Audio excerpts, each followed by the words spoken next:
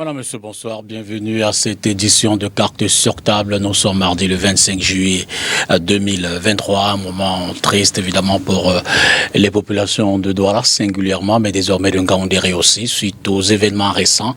Il s'agit des effondrements des immeubles, deux ici à Douala, un du côté de Ngaoundéré, des immeubles qui ont fait à ce jour près d'une quarantaine de morts. On parle plus exactement ici à Douala, désormais de 39 morts et 21 blessés, 60 victimes donc. Nous sommes encore dans un bilan provisoire. Du côté de Ngaoundéré, le bilan est définitivement connu. 4 victimes, une dame et trois enfants qui sont partis suite donc à des effondrements. Ce sera l'essentiel du thème de ce soir. On va donc essayer de s'interroger pour en comprendre les contours, le débat sur la qualité qui sait peut-être du matériau de construction, la qualité de la formation des acteurs de la chaîne, la responsabilité des administrations. On va essayer d'y entrer au cœur. Et évidemment, la responsabilité des hommes politiques. Comme il est de coutume, 4 panélistes. Damien Makonma, bonsoir. Bonsoir M. Dipita, bonsoir à mes companistes, bonsoir à tous ceux qui assurent la production et la mise en onde de ce programme. Permettez-moi de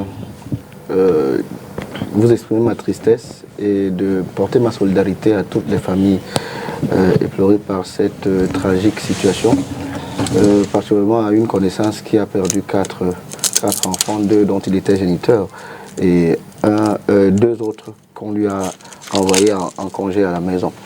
Donc c'est une situation triste qui commande que nous réfléchissions en profondeur sur un certain nombre de responsabilités qui nous interpellent chacun à son niveau, nous autres acteurs politiques, d'aucuns en tant qu'administrateurs, d'autres encore en tant que propriétaires de ces édifices qui déciment hélas nos populations aujourd'hui. Merci de votre présence. Docteur Patrick Ifoué, bonsoir. Bonsoir Dipita, bonsoir au panel. Je voudrais, en mon nom propre et en celui du RDPC, exprimer ma profonde tristesse à la suite de ces 2 drames. J'ai une pensée pour les familles des personnes qui ont été victimes. Je pense notamment à celles qui sont décédées, mais également à toutes ces personnes qui sont encore dans les centres de soins. Et nous formons le vœu, le RDPC et moi, nous formons pour ces personnes-là nos vœux de prompt rétablissement. Didier Imko, bonsoir. Bonsoir, monsieur Dipita. Je voulais surtout transmettre un message à madame le ministre de l'Urbanisme et de l'Habitat. C'est le message des populations de Bonambomé. C'est dans la commune d'arrondissement de Douala 4. Essentiellement envahis, colonisés par nos compatriotes du Nouzo, les déplacés de la guerre, qui vivent dans l'eau comme des amphibiens. Je voudrais aussi envoyer le même message, celui des populations de Songonga.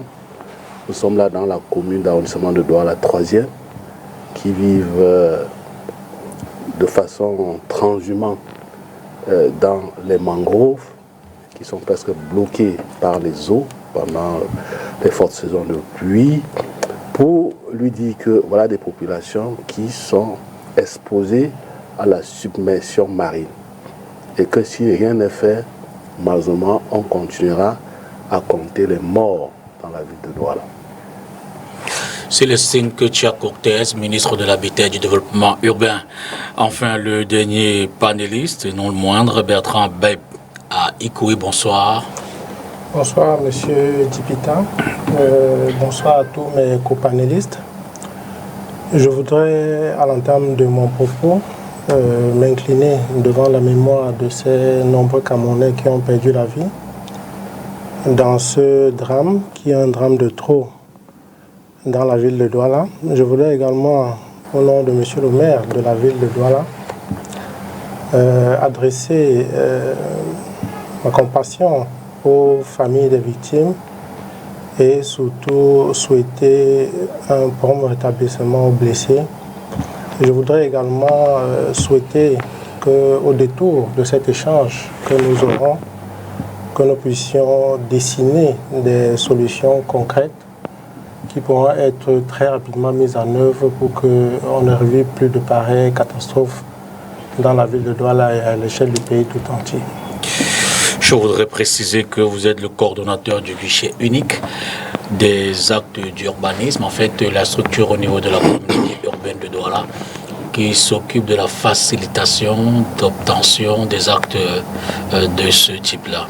Tout à fait, M. Dipita. Le législateur a bien voulu, à la faveur d'un décret de M. le Premier ministre qui date de décembre 2019, mettre sur pied dans les communautés urbaines et de manière plus générale dans les collectivités territoriales décentralisées cet instrument auprès des populations afin de les aider à obtenir beaucoup plus facilement les actes administratifs d'urbanisme au rang desquels les permis de construire, les certificats d'urbanisme, les autorisations de lotir, les permis de démolir, les certificats de conformité et enfin les permis d'implanter.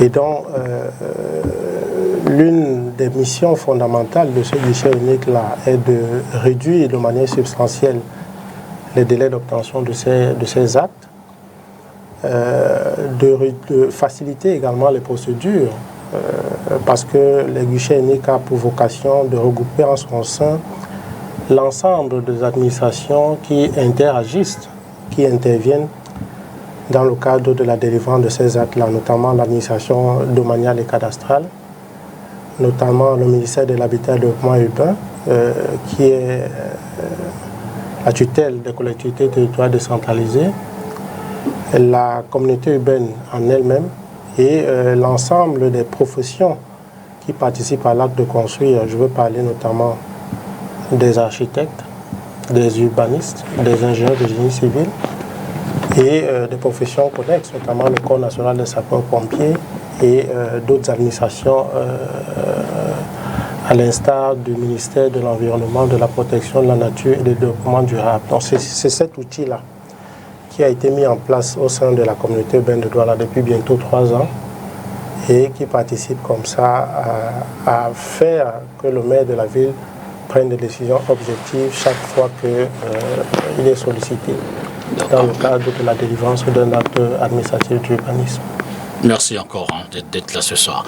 On va prendre la transition et on rentre de suite derrière le débat.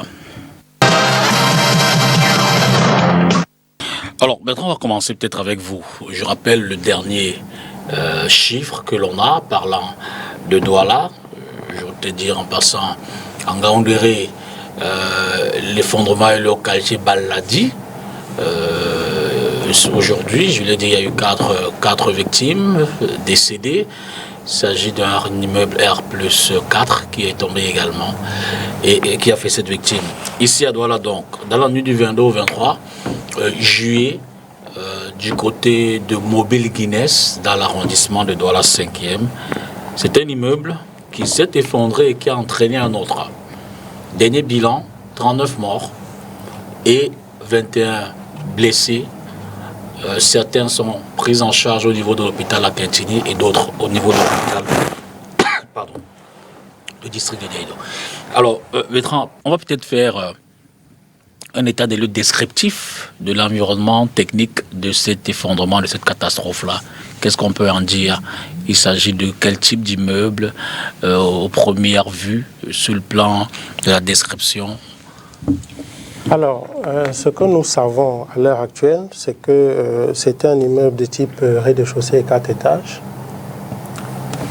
pour lequel les 3 premiers étages, dont les 4 premiers niveaux, rez-de-chaussée compris, étaient occupés et que le 4e étage avait été laissé à l'abandon pendant un certain temps. Et à la suite du décès du propriétaire, son fils, qui a pris la succession, a décidé comme ça de réhabiliter ce niveau-là et de le mettre également en location. Donc l'ensemble de l'immeuble était occupé par des familles. En termes de répartition architecturale de cet immeuble-là, il faut dire qu'il était composé essentiellement des chambres, au niveau du rez-de-chaussée et des studios également. Donc on avait minimalement 5 à 6 familles par niveau, ce qui faisait un effectif d'environ 80 personnes dans l'immeuble.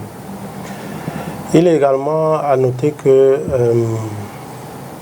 d'après les informations que nous avons pu obtenir sur le terrain, cet immeuble disposait d'un vide sanitaire, une espèce de vide sanitaire qui était tout le temps engorgé d'eau et qui faisait de manière plus ou moins sporadique l'objet d'un entretien par les occupants de l'immeuble. Il nous a également été rapporté, et photo à l'appui, que la structure de cet immeuble-là, notamment les éléments structurels, les poteaux et les poutres, étaient déjà très affaiblis. Et cet affaiblissement a été caractérisé par l'éclatement des bétons et le dénudement, je ne sais pas si c'est l'expression exacte, de ces éléments en béton qui laissaient apparaître les fers qui constituaient la structure de cet immeuble. Donc c'est cet immeuble-là qui a fait l'objet d'un effondrement. Donc à l'heure actuelle, c'est l'ensemble des informations dont nous disposons. Il est également à noter, je vais sortir éventuellement par là, que cet immeuble présentait des problèmes d'assainissement de manière criarde, notamment la fosse septique qui ne fonctionnait pas normalement. Il y avait des rejets à l'air libre des eaux usées et des eaux vannes qui indisposaient tout le quartier, et des plaintes avaient en leur temps été déposées au niveau de la mairie d'arrondissement de Douala, de la commune d'arrondissement de Douala 5e, qui était descendu sur ces sites-là et avait enjoint le propriétaire de pouvoir réhabiliter ces fosses septiques afin d'assainir l'environnement. Donc de manière globale, c'est ce qu'on en sait pour l'instant. Éventuellement, on aura d'autres informations, étant entendu que le gouvernement de la République a prescrit une enquête qui pourra, si jamais les résultats, une fois que les résultats seront connus, de pouvoir élucider de manière totale cette situation qui est fort déplorable pour la ville de Douala et pour l'ensemble du Cameroun. D'accord. Avec les autres panélistes, vous comprenez également, on va essayer donc d'interroger les différents aspects de cette thématique. Damien, qu'est-ce qui peut expliquer ces récurrents effondrements dans une cité comme Douala, mais pas que? On a pu voir à l'époque à Bafoussam, le quartier, je crois, Gouaché. Tout ce matin encore Ngaoundéré, Yaoundé a eu son temps d'actualité autour de ce genre d'effondrement. Donc ce n'est pas forcément un problème à Douala. Qu'est-ce qui peut justifier ou expliquer ces phénomènes récurrents? Alors, je vais répondre à votre question, mais si vous permettez, j'aurais voulu savoir d'abord, puisque nous avons un représentant de la communauté, j'aurais voulu savoir quand même si l'immeuble en question avait dûment obtenu son permis de bâtir. Malheureusement, non. Les informations qui sont en notre possession font état de ce que cet immeuble-là était irrégulier, avait été construit en marge de la réglementation en matière d'urbanisme. Et il faut également signaler que cet immeuble-là a une certaine durée de vie. Il s'effondre après 15 ou 20 années d'existence. Non, la précision vaut la peine. Un immeuble normal ou celui-là spécifiquement? Celui-là spécifiquement. Et pourquoi? Comment ça peut s'expliquer? En fait, il voulait dire qu'il s'est effondré 20 à 30 ans, 15 à 20 ans. Ok, excusez-moi, j'avais mal compris. Bien, merci pour cette précision, justement, parce que avant de déménager là où je vis actuellement, j'ai vécu à Nobon. J'étais voisin entre autres d'Albert Zonga. Donc je connais exactement l'immeuble dont on parle. Il a au bas mot 25 à 30 ans et il n'a pas, à ma connaissance, fait l'objet de la procédure qui aurait voulu qu'il ait son titre. Je vous relance. Je vous relance, mais je vous redonne la parole. Je voudrais savoir, est-ce que cet immeuble avait quand même eu une injonction de démolition ou tout autre? Vous avez dit tout à l'heure que la commune d'arrondissement de la 5e leur a demandé une certaine réhabilitation. Parce qu'au-delà de ça, il n'y avait pas d'autres... Il me semble que c'était uniquement les problèmes d'assainissement. Ce qu'il y a de complexe dans ce type de situation, c'est que un immeuble qui est appelé à s'effondrer ou qui présente des dangers, ce n'est pas forcément visible à l'œil nu. Il est important de le signaler.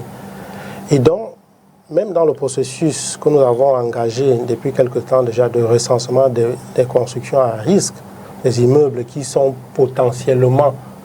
représentent potentiellement des dangers pour l'environnement et pour des gens qui occupent ces immeubles-là, c'est la difficulté que nous avons. Vous ne pouvez pas passer sur la rue et vous rendre compte à première vue qu'un immeuble pose des problèmes. Il faut une expertise. Non, il faut une expertise et il faut également, et on reviendra certainement sur cet aspect-là, que les populations accompagnent les municipalités, les collectivités territoriales décentralisées dans les dénonciations de plus en plus récurrentes de ce type d'immeubles qui compromettent la sécurité des citoyens camerounais. D'accord. Bien, ce débat est essentiellement technique. Mais il a des aspects politiques. C'est pour cela que j'ai accepté de venir à ce débat. Et j'ai commencé par un document qui me semble crucial, le permis de construire. Parce que je sais combien il est difficile au Cameroun d'obtenir un permis de construire. Permettrai en une minute que je revienne dessus pour vous laisser comprendre que dans cette affaire, il y a une jonction de deux responsabilités, celle de l'incivisme, mais davantage celle de la malgouvernance. Alors, pour obtenir un permis de bâtir au Cameroun, vous produisez un document, une demande qui est constituée autour de trois grands axes. Hein. Ça a trois parties, je veux dire. Une partie administrative qui a le certificat de propriété, le certificat d'urbanisme, le plan de masse, etc. Une deuxième partie qui a les plans conçus par un architecte et le devis qui lui détermine l'essentiel du matériau à utiliser. Et si vous êtes au-delà d'un niveau, vous devez en plus de cela avoir une sorte de document qui renseigne sur la stabilité de la structure que vous voulez faire construire. Et donc cela repose sur une étude géotechnique qui elle-même connaît de la stabilité du terrain, mais surtout, au-delà de cela, il y a un grand document que l'on pourrait appeler la Bible du chantier, qui lui nous permet de nous renseigner sur le ferraillage, sur les poteaux, les poutres, etc. etc. Je ne connais pas les noms techniques, mais j'ai déjà subi cette procédure. Alors, lorsque vous avez tous ces documents, vous en faites 5 exemplaires que vous mettez dans des chemises à sang que vous déposez à la communauté après avoir rempli la demande de permis de bâtir. Plus tard, une commission s'ébranle sur le terrain pour pouvoir confronter ce que vous avez dit dans les documents à la réalité. Et après, une commission cette commission qui descend sur le terrain fait son rapport. Hein. Elle rend son rapport à une commission qui siège en présence des autorités municipales de ta localité et puis ils rendent leur décision. Plus tard, tu iras payer si la vie est favorable et puis tu auras le titre, le permis de bâtir. Je fais ce long développement pour expliquer combien il est difficile d'avoir au Cameroun un permis de construire. Mais c'est important que la législation soit aussi corsée parce qu'il s'agit de la sécurité des populations. Alors, cette peinture pourrait permettre, et d'ailleurs l'intervention du précédent orateur pourrait amener à croire que tout le lot de cette situation peut être déversé dans l'incivisme. C'est-à-dire que c'est parce que les populations ne suivent pas un certain nombre de procédures que finalement on aboutit à ce genre de situation. Oui, il y a certes ce pan-là. Je pense que c'est une déclaration du représentant de la communauté qui est en face de moi, que j'ai lu sur les réseaux sociaux, qui faisait état de ce qu'en 2020, il me semble, 637 permis de bâtir seulement, demande de permis de bâtir seulement avait été fait sur un rythme de construction de 6 à 7 000 bâtiments par an au Cameroun. Cela peut donc appeler la responsabilité de ceux qui construisent et donc l'incivisme. Je suis d'accord. Mais d'un autre côté, l'aîné vous dit la communauté urbaine, la mairie de Douala 5e a été interpellée Et descendus sur le terrain, ils ont fait une injonction aux propriétaires de réhabiliter les fosses septiques. Je crois que lorsqu'on est en responsabilité, il faut être plus sérieux que cela. Agir, parce que chaque fois que ce genre de situation se présente, nos amis de la communauté ou de la mairie de la ville agissent exactement comme les médecins après la mort, comme des sapeurs-pompiers. J'utilise cette image pour questionner l'opportunité de la décision, et j'entre là donc dans la dimension politique de cette histoire. L'opportunité de la décision. Les responsables politiques au Cameroun, les maires de ville au Cameroun doivent bien comprendre que les situations de pouvoir ne sont pas simplement des situations de confort. Elles peuvent aussi être des situations d'inconfort, en ceci qu'elles peuvent nous commander à un moment de prendre des décisions impopulaires, pourvu que celles-ci soient dans l'intérêt des populations, même si elles sont contre leur gré.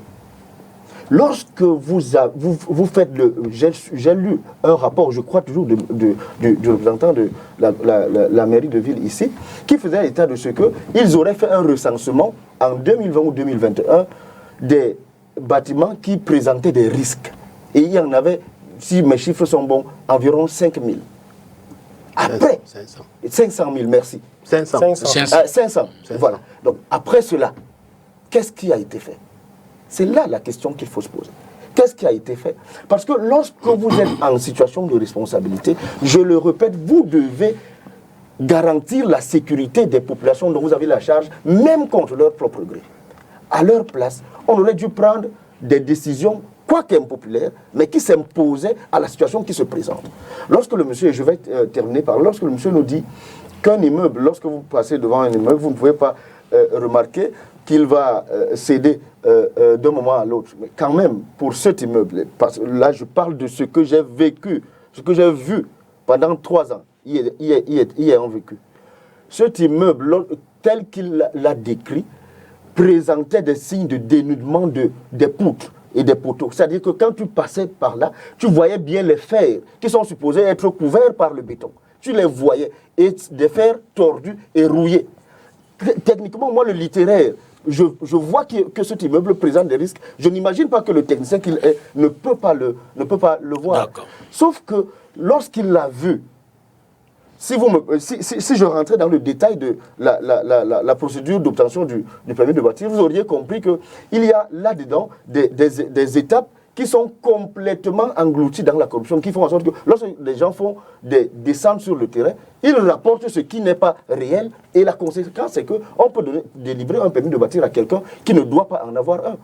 Lorsque des gens vont sur le terrain, je termine par là, voient ce genre d'immeuble, moi je dis je suis littéraire, moi à leur place, il va de soi que j'aurais demandé à ce monsieur de démolir cet immeuble. Nous, c'était une curiosité pour nous autres au quartier de voir que des gens habitent dans cet immeuble. On se posait toujours des questions au cours des réunions de quartier que cette affaire-ci va tomber parce qu'on savait que ça devait tomber. D'accord, vous avez embrassé en même temps un certain nombre de questions qu'on va aborder tout au long de la soirée. Mais je reviens à la première. Patrick, comment est-ce qu'on peut expliquer cette récurrence au niveau des effondrements d'immeubles dans notre pays? Non, mais écoutez, M. Dipita, je vais prendre la suite de Damien Macon. On ne peut pas exonérer nos administrations de leurs responsabilités dans une situation comme celle-là, à 2 niveaux au moins. Le premier niveau, c'est le fait que vous avez des individus qui doivent délivrer, et la mairie de la ville a fait un travail formidable en regroupant dans une seule unité les services qui sont chargés de délivrer les actes d'urbanisme. Sauf que ce service-là, ce n'est pas lui qui fait les contrôles sur le terrain. Les contrôles sur le terrain sont faits par un autre service. Et les agents de ce service-là sont malheureusement, il faut le dire pour le dénoncer, sont malheureusement sensibles à la corruption. Ce n'est pas une spécificité, hein. Je crois que le chef de l'État a souvent rappelé le fait que nos fonctionnaires sont perméables à la corruption. Donc quand vous avez des gens qui sont perméables à la corruption, qui font ce type de contrôle, ce qui va se passer, c'est qu'effectivement, lorsqu'il y a des non-conformités, qu'elles concernent les matériaux ou alors des non-conformités réglementaires, eh bien, il va y avoir un arrangement ad hoc. C'est-à-dire que vous prenez un bac chiche et vous n'allez pas faire le signalement. Donc, effectivement, l'administration, elle va être déficiente. Elle va être déficiente, pourquoi? Parce que ces agents trouvent dans les situations de non-conformité un moyen de se faire de l'argent. Bon, à court terme, ça arrange tout le monde, parce que ça arrange le promoteur qui ne va pas être sanctionné, qui ne va peut-être pas voir son immeuble être menacé de démolition, encore que je pense que dans la plupart des cas, ce qu'on demande souvent dans ces services-là, c'est de faire en sorte de vous conformer à la réglementation. C'est-à-dire qu'on ne va pas forcément vous dire, parce que vous êtes en marge de la réglementation, on va détruire votre immeuble. Ce qu'on va vous dire, c'est voici la procédure pour que vous soyez conforme à la réglementation. Mais les Camerounais, malheureusement, préfèrent les arrangements ad hoc à la mise en conformité réglementaire. Donc vous avez ce premier niveau de responsabilité. Vous avez un second niveau de responsabilité qui est un niveau de responsabilité plus général. Parce que quand je parlais du premier niveau de responsabilité, ça concerne les collectivités territoriales, que ce soit les mairies de ville ou alors les mairies. Mais vous avez un second niveau de responsabilité qui est un niveau, j'ai envie de dire, un niveau central parce que notre réglementation est une réglementation déficiente. Ça, il faut le dire. On a une loi sur l'urbanisme. Une ville comme Douala a son PDU et son poste, mais vous avez de nombreuses villes qui n'en ont pas. Ça, c'est la première chose. La deuxième chose, c'est qu'en matière de... Plan de développement urbain, ouais. poste, plan d'occupation des sols. Plan directeur d'urbanisme. Plan directeur d'urbanisme et poste... Plan d'occupation des sols. Okay. Après, vous pouvez avoir les plans secteurs, ainsi de suite. Mais vous avez de nombreuses villes qui n'ont pas ces documents. Parce que l'actuel maire de la ville estime que le PDU 2015 ne cadre plus avec les réalités d'aujourd'hui. Oui, mais le poste, par exemple, c'est pour 15 ans. C'est-à-dire, après 15 ans, il faut le renouveler. Les plans d'urbanisme, on les renouvelle après un certain temps. Donc, nous sommes dans un processus de révision, je ne vous coupe pas, de révision des plans d'occupation des sols. Et on va passer éventuellement à la conception d'un nouveau plan directeur d'urbanisme. C'est le principe, parce que la ville c'est un organisme vivant, donc il se développe. Donc, deuxième chose, et moi je considère que c'est plus préoccupant, en matière de construction, nous n'avons pas de législation précise. C'est-à-dire que la loi ne vous dit pas que relativement à des risques qui sont des risques naturels, par exemple, montée des eaux, séisme, ainsi de suite, la loi ne précise pas comment est-ce que les aménagements doivent être faits. Alors qu'en principe, ça doit être fait. Je prends un autre paramètre. Bon, vous pouvez entrer dans un appartement à Douala, vous avez des chambres de 3 mètres carrés, avec des fenêtres qui font à peine 25 cm². Ce sont des chambres à coucher. Mais la législation doit préciser ces éléments-là. Or, dans la situation actuelle, la législation est muette là-dessus. Et ce qui se passe, c'est que vous avez des marchands de sommeil qui vous construisent des cachots qu'ils mettent en location à prix d'or. Donc, il y a eu cette défaillance-là, et je crois que l'Ordre des ingénieurs civils, lors de son récent congrès, incitait, encourageait le gouvernement à mettre à l'ouvrage un code de la construction et de l'habitation. C'est un chantier qui est un chantier urgent. Ça, c'est ce que je considère comme étant les deux niveaux de responsabilité de l'administration. Mais de manière plus générale, nous avons un problème, c'est notre rapport au risque. Nous avons une très faible culture du risque chez nous, qui est liée aux imaginaires qui sont les nôtres. C'est-à-dire que les risques, nous sommes très fatalistes et on se dit toujours, première chose, c'est très lointain, c'est-à-dire même si ça va arriver, bon. Et puis on est fataliste parce qu'on se dit, de toutes les façons, il ne pouvait pas en être autrement. Alors, quand vous vous dites qu'il ne pouvait pas en être autrement, vous ne construisez pas une solution pour le mitiger, parce que les risques, on les mitige, ou les prévenir. Et ce qui se passe, c'est que vous avez des gens qui choisissent en sachant qu'il y a des risques que c'est une zone à risque, d'aller s'y installer. Et souvent avec la complicité des agents dont j'ai fait mention tout à l'heure, parce que quand les agents vont arriver là, bon, ils ne vont pas aller dénoncer, ils vont se dire, tous les 3 mois je peux passer là, je vais prendre 5 000 francs, et c'est bon, j'ai assuré ma tontine à côté. Donc les gens s'installent dans les zones à risque. Ils construisent, mais sans respecter les normes, sans respecter les normes minimales. Et ce qui se passe, c'est qu'à la longue, vous avez des situations qui sont extrêmement regrettables et dommageables, comme celle-là. Mais ce que nous devons comprendre, c'est que quand vous avez des villes comme Douala, Yaoundé, qui sont des centres urbains très importants, c'est-à-dire qui agglomèrent des populations importantes, bon, il y a des effets d'aubaine. Il y a des effets d'aubaine, c'est-à-dire que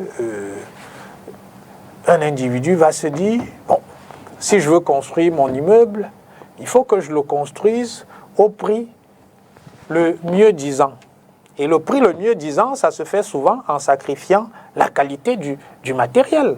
Le prix le mieux disant, et je vais être sur ce point en désaccord avec Damien, ça se fait souvent en se disant, ok, je veux construire un R+5. Le permis de construire pour un R+5, peut-être que les démarches, ça va me coûter 3-4 millions. Non, je n'ai pas 3-4 millions pour ce permis de construire. Ça, je ne peux pas. On va me dire, un ingénieur sérieux va me dire, il faut que je fasse ma fondation avec des fers normés de 14. Mais mon cousin du quartier, lui, va me dire, je peux te faire la même fondation en fer de 10.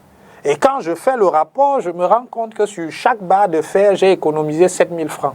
Mon calcul, ça va être de dire, mais je confie ça à mon cousin, qui me dit que je peux le faire.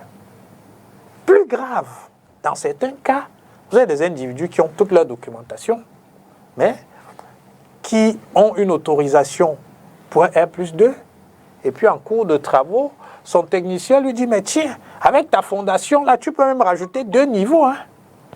Ok, allons-y. Donc, vous avez une fondation initiale de 2 niveaux, et puis vous finissez avec un bâtiment R+5. Parce que le technicien, qui malheureusement n'est pas un expert, a suggéré que cette fondation était capable de supporter une armature de R+4. Donc, vous avez un ensemble d'éléments comme ça qui nous conduisent à des drames comme ceux que nous avons vécus ici à Douala et puis à Garoua. D'accord. Je reviens à la question initiale sur la récurrence de ces phénomènes. Ben, vous savez, on a l'habitude de dire que l'incivisme se nourrit de la corruption ou bien du trafic d'influence. Certains vont plus loin en disant que l'incivisme, les racines de l'incivisme se solidifient dans l'humus de la corruption. Je voulais me limiter là. Revenons à la situation qui prévaut actuellement. Monsieur Dipita, je vais rester sur les faits. Quelques jours avant, il y a l'Observatoire national du changement climatique qui a publié ses bulletins d'alerte avec les niveaux de vulnérabilité des populations face à ces aléas climatiques qu'on peut citer. Hein. Le bulletin est là, tout le monde peut le consulter. Les inondations, les chutes de poteaux électriques avec risque d'électrisation et d'électrocution. Je connais qu'il y a un Camerounais, je crois qu'ici à Douala, 40 ans, qui est mort parce qu'il avait les pieds dans l'eau et il voulait arranger l'antenne de la télé. Et puis, il voulait débrancher. Voilà, quelque chose comme ça. Et puis, ce bulletin couvre les 5 zones agroécologiques du Cameroun. Vous avez toutes les informations, même sur les mouvements de masse, c'est-à-dire l'affaissement de sol, glissement de sol, si on peut le dire. Alors, je suis convaincu que c'est ce bulletin, le dernier bulletin des aléas, qui a motivé le préfet du département du Vouri à publier un communiqué à l'attention des maires des communes d'arrondissement. Lorsque vous êtes un maire proactif, après un communiqué comme celui du préfet, qu'est-ce qu'on fait? On met en place un plan de riposte. C'est vrai que ce plan ne va pas reconstruire la ville de Douala, Mais ce plan de riposte, qui est une commission pluridisciplinaire, vous avez les membres qui viennent d'horizons divers, d'expertises divers, vous donne quand même un certain nombre d'actions que vous pouvez dérouler au cas où il y a un effondrement comme celui de Dortmund. J'ai les larmes aux yeux, monsieur Dipita, lorsque, à ce jour, je crois 3 jours après, qu'on soit incapable de donner exactement le nombre de morts, le nombre de victimes, le nombre de blessés, ceux qui sont partis. Certains peuvent être encore dans les décombres. Monsieur Dipita, pour former un chien renifleur, ça coûte 50 fois moins cher que l'achat d'une Prado. Un chien renifleur. Le Cameroun, c'est quand même un grand pays. On ne doit pas continuer à vivre comme si nous étions à l'époque précoloniale. Un chien renifleur est capable de dénicher toutes les personnes qui sont encore sous les décombres. On a au plus 24 heures pour un immeuble de cette envergure pour enlever tout le monde. Un chien renifleur. Parce que mon problème aujourd'hui, c'est au niveau de la réponse post-crise. Mais bon, je vous laisse. Oui, mais en fait, je voulais suivre un schéma dans l'émission, mais je voulais chacun y aller. Oui, c'est la question que tu m'as demandé. Donc, pour dire quoi? Pour dire que le directeur a dit quelque chose, peut-être je ne suis pas d'accord avec lui, peut-être je suis d'accord avec lui. Depuis 1996, on court après le décret présidentiel qui devait mettre en place la fonction publique locale. Parce que lorsqu'on parle de fonction publique locale, on fait appel aux ressources humaines. Plus le temps passe, encore que depuis 2005, on ne peut pas vous dire exactement combien nous sommes. On est dans des supputations, c'est la Banque mondiale qui donne son chiffre, nous sommes 25 millions.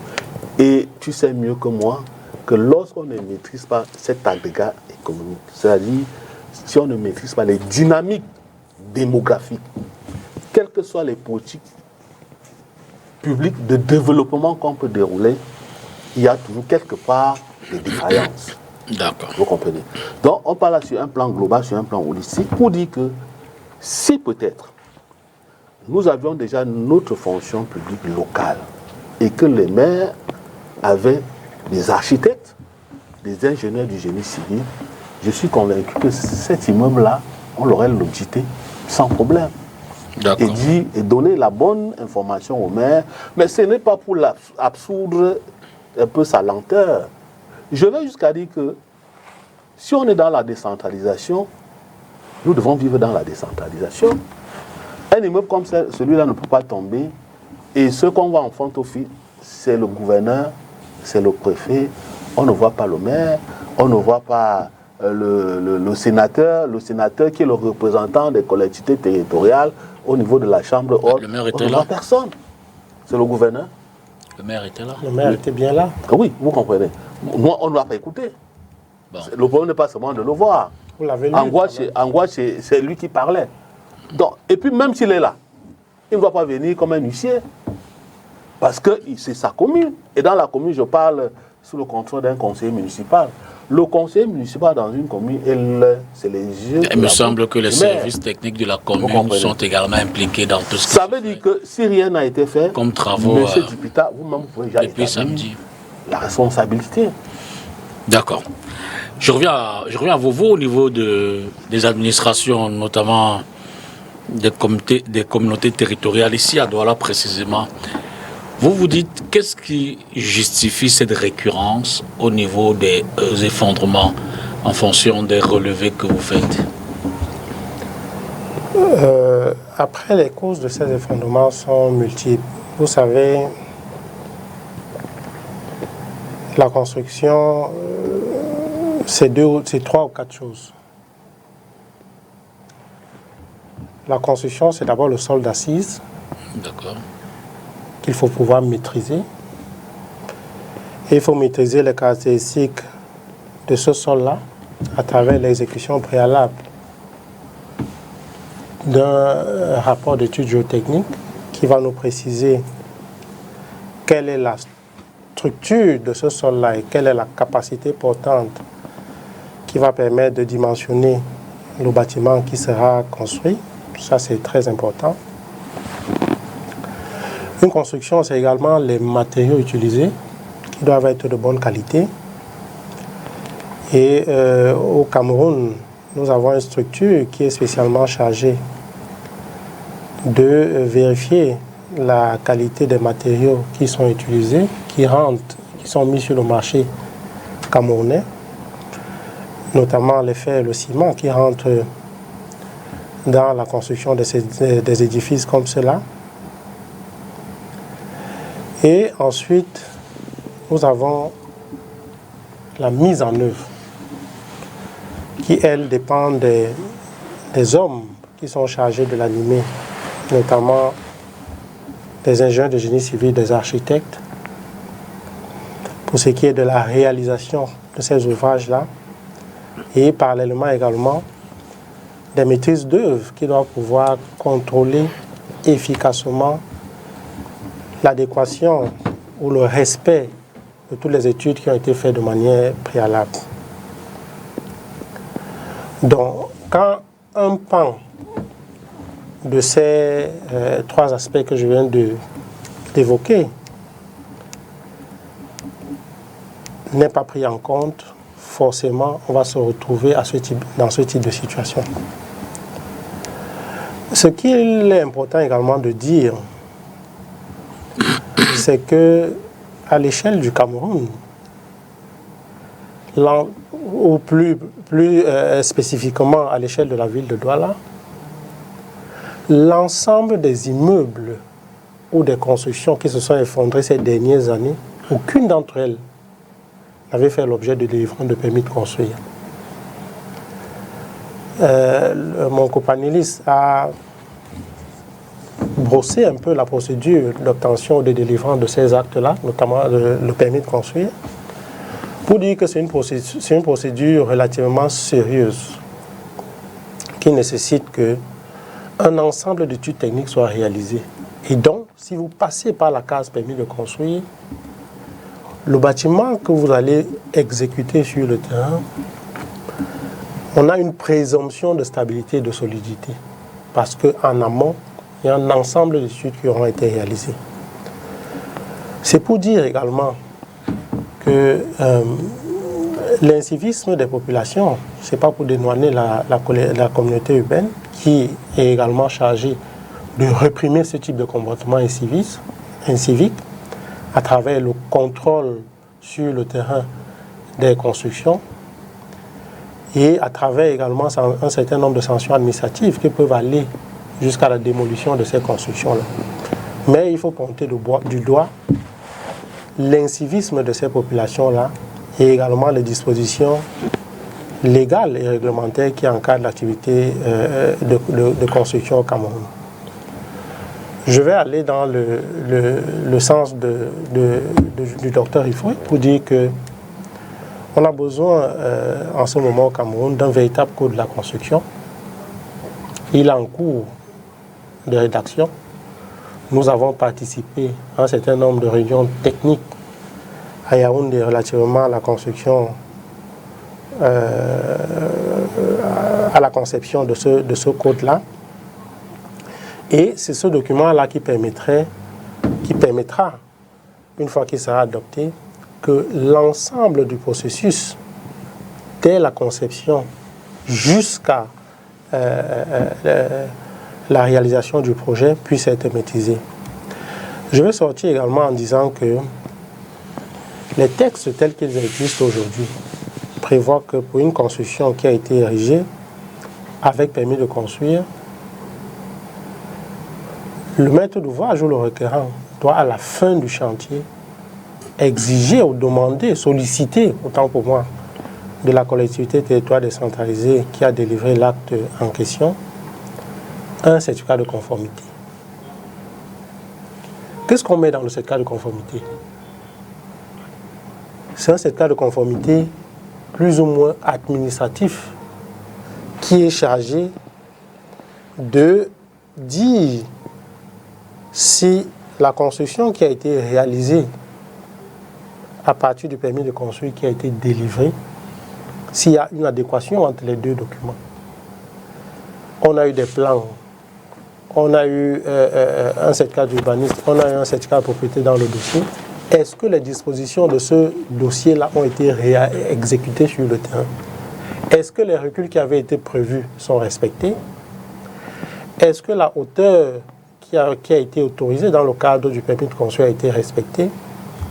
Est-ce que la destination éventuellement de la construction qui a été autorisée dans le cadre du permis de construire a été... Voilà en quoi consiste la conformité des constructions. Et donc on se pose la question de savoir si on ne devrait pas aller au-delà de ces vérifications plus ou moins administratives et se questionner sur les méthodologies ou les méthodes qui ont été utilisées dans le cadre de l'exécution à proprement parler des travaux. On pourrait imaginer éventuellement qu'en fin de chantier, que le maître d'ouvrage avec ses équipes techniques, ingénieurs et architectes, puisse produire un rapport d'expertise ou un rapport qui pourrait justifier que les travaux ont été réalisés sur le terrain dans le respect de toutes les études, de toute l'alliance documentaire constituée des études et des plans architecturaux qui ont été versés au dossier dans le cadre de la délivrance du permis de construire. Donc c'est toutes ces choses-là qu'il conviendrait de mettre bout à bout pour s'assurer que nous puissions Je voudrais un peu revenir sur l'un des aspects relevés par Damien tout à l'heure. Quelles sont les étapes pour obtenir un permis de conduire? Combien de temps ça pourrait prendre éventuellement, si on peut avoir une fourchette de coût? De construire, vous avez dit conduire. De bâtir, ah oui, construire, bâtir. Le législateur a dit construire. C'est vrai que beaucoup de gens disent encore permis de bâtir, mais dans le cadre des textes en vigueur, le législateur a bien voulu dire permis de construire. Et donc, la question fondamentale d'abord, c'est un problème important, peut-être on reviendra dessus au cours d'un autre débat, c'est l'accès à la propriété foncière. Parce que pour obtenir un permis de construire, il faut avoir un titre foncier. Et ce n'est pas garanti. Dans la ville de Douala, on a maximum 150 000 titres fonciers. Si j'exagère, on peut questionner l'administration cadastrale ou domaniale, et on vous dira que dans la ville de Douala actuellement, on a 150 000 titres fonciers au grand maximum. Et donc, si jamais, pas extraordinaire, les citoyens sont pris d'une conscience exceptionnelle et que chacun décide qui détient un titre foncier de demander un permis de construire, on aura au grand maximum 150 000 permis de construire à Douala. Mais la réalité également, certainement le grand frère Didier Dinkwa a fait des études là-dessus, on vous dira que dans la ville de Douala, il y a minimalement 600 000, 700 000 constructions. Donc vous voyez l'écart entre le nombre de titres fonciers qui existent et le nombre de constructions à Douala. Et donc si, pas extraordinaire, je l'ai déjà dit, chaque citoyen décidait d'obtenir un permis de construire, il y aurait toujours des gens qui resteraient sur le bord de la route. Et donc, une fois que vous avez votre permis de construire, vous devez constituer un dossier conforme, constitué de 3 parties, telles que l'a dit le représentant du PCRN. D'abord une partie administrative, composée de 4 documents. Une demande sur formulaire administratif, timbré à 2000 francs CFA. Un certificat de propriété, parce que vous êtes détenteur d'un titre foncier. Un certificat d'urbanisme, dont les dispositions découlent des documents de planification urbaine, notamment les plans d'occupation des sols. Et c'est ce document-là qui précise de manière détaillée quelle est l'utilisation que vous pouvez faire de la parcelle que vous avez acquise. Et enfin, un plan de masse et de situation pour le volet administratif. Il y a un deuxième volet architectural qui regroupe l'ensemble des documents qui ont été énumérés tout à l'heure, notamment les plans architecturaux et les devis, un devis descriptif et un devis estimatif. C'est la deuxième partie. Et enfin, une troisième partie qui est constituée des études techniques pour des bâtiments d'une certaine envergure, notamment pour des immeubles qui font plus de 10 mètres au-dessus des fondations, donc à peu près autour de R+2. Donc vous devez faire une étude géotechnique pour savoir quelle est la nature du sol, et éventuellement qu'est-ce que le sol peut supporter en termes de poids de l'immeuble. Vous devez également produire une note de calcul de structure qui permet de dire de manière précise comment est-ce que tous les éléments structurels doivent être réalisés, avec les ferraillages, avec le nombre de fers, ainsi de suite, ainsi de suite. Et vous devez produire également une notice de sécurité qui fait ressortir les règles de sécurité applicables, tant en phase de conception, en phase d'exécution, qu'en phase d'exploitation de l'immeuble construit.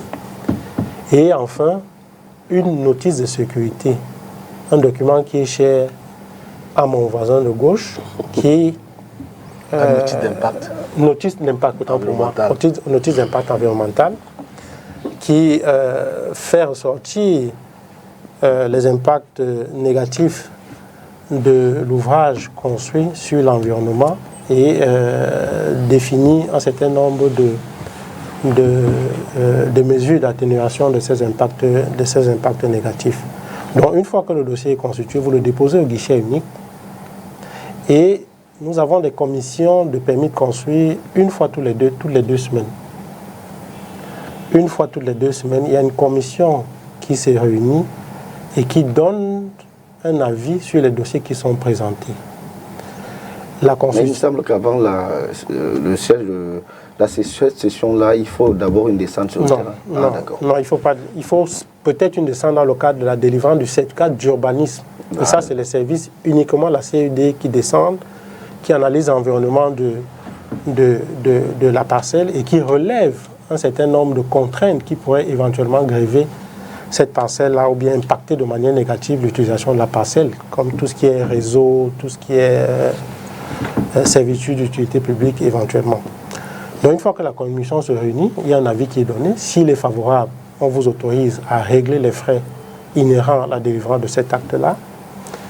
Et si l'avis est défavorable, on vous demande de retirer votre dossier, de procéder aux corrections des motifs qui auront été relevés et de soumettre à nouveau ce dossier-là. Donc, après que vous ayez payé, on établit le permis de construire qui vous sera délivré. Donc, le législateur, les textes en vigueur ont prévu que le temps nécessaire, le délai imparti à la délivrance de cet acte-là est de 30 jours. Mais vous convenez avec moi que ce délai-là est fortement impacté par la capacité de réaction du maître d'ouvrage une fois que l'avis favorable lui aura été notifié. Une fois que l'avis favorable a été notifié, le maître d'ouvrage doit se mobiliser pour régler les frais de ceux inhérents à la délivrance de permis de construire. Et plus tôt il l'aura fait, mieux ça vaudra dans la tenue des délais de 30 jours que les textes nous ont imposés. En termes de coût de ce permis de construire, la loi sur l'urbanisme précise que le permis de construire est évalué à 1% du coût du projet. Mais vous convenez avec moi que les Camerounais, le sport national, c'est la tricherie. Donc vous aurez facilement un dossier de rez-de-chaussée 10 étages qui vous est présenté, avec à l'intérieur du dossier un devis de 20 millions. Donc vous appliquez 1% pour un immeuble de type rez-de-chaussée 10 étages, ce n'est pas possible. Donc au niveau de la CUD, on a mené une étude qui a abouti à la prise d'une délibération par le Conseil de communauté qui fixe les coûts minimums des constructions en fonction du standing projeté de la construction. Donc les coûts moyens appliqués sont de 200 000 pour une construction normale, 200 000 en termes de coût d'objectif de réalisation de l'ouvrage. Et donc si on applique les 1% de ce coût de ces 200 000 là, vous verrez que le permis de construire coûte 2 000 francs le mètre carré bâti et 250 000 pour le standing moyen. Et donc pour ce type de standing là, le coût du permis de construire est évalué à 2 500 francs le mètre carré. Le certificat de salubrité aussi probablement. Je peux réagir après la notice d'impact. D'accord, et puis on va... Oui, je voudrais réagir après la notice d'impact environnemental. La notice d'impact environnemental parce que c'est ce que nous faisons. Nous avons un centre de formation D'accord. Allant dans ce sens, pour dire que je voulais dire exactement ce qui se passe sur le terrain. Monsieur le directeur, peut-être vous allez vérifier avec moi. Il y a des informations qui remontent à notre niveau, qu'il y a des immeubles ici à Douala qui ont été construites avec des attestations de conformité environnementale sans étude au préalable. C'est très très dangereux. Pour le moment, nous sommes en train de fouiller parce que l'étude d'impact environnemental, la notice d'impact environnemental qui relève des compétences des maires de communes n'est pas centralisée. Nous avons 6 communes d'arrondissement à Douala et la communauté urbaine. Tous les maires peuvent signer les attestations de conformité environnementale. Mais qu'est-ce qui se passe sur le terrain? Vous montez un très bon dossier. Les thèmes de référence sont approuvés. Les rapports sont validés. Mais sur le terrain, c'est autre chose. Comme il a si bien dit. Mais le problème, c'est quoi? C'est que c'est-à-dire l'attestation de conformité environnementale, va être accompagnée par le cahier de charges. Le cahier de charges, évidemment, c'est des clauses validées qui sont des engagements que vous devez respecter. La mise en œuvre devait être respectée sur une durée bien précise, avec des coûts. Et alors, le décret qui encadre la réalisation de la notice environnementale indique que après, je crois, 3 mois ou 6 mois, il doit avoir une surveillance administrative. Et cette surveillance administrative est assurée par une commission mixte. C'est-à-dire la commune CA. Si moi j'ai réalisé ma notice environnementale à la communauté urbaine, à la ville de Douala, je descends sur le terrain avec les techniciens de la communauté urbaine, accompagnés des services déconcentrés, à savoir le délégué départemental de l'environnement et le délégué départemental de l'urbanisme. Et à ce niveau, il y a dysfonctionnement. Parce que cette surveillance administrative n'est pas faite. D'accord. Et là, les promoteurs de projets peuvent tricher, monsieur le directeur.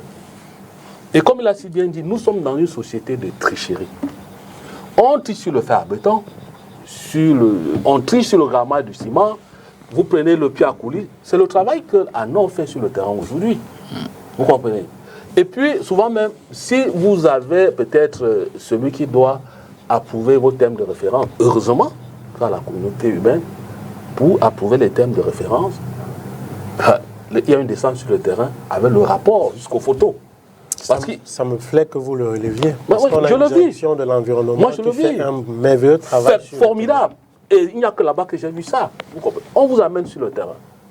Pour un dernier dossier, je suis allé sur le terrain avec le directeur Ekoto, peut-être 3 fois, pour qu'il observe le terrain, pour qu'il certifie exactement que ce qui est rédigé dans les thèmes de référence est vraiment ce qu'il observe sur le terrain. Parce qu'on vous présente souvent un immeuble à usage d'habitation, et vous revenez sur le terrain, vous trouvez qu'au rez-de-chaussée, c'est une unité de fabrication de peinture. Peut-être une activité qui est plutôt soumise à une étude d'impact, qui n'est plus de la compétence du maire de commune, qui n'est plus de la compétence du ministère à Yaoundé.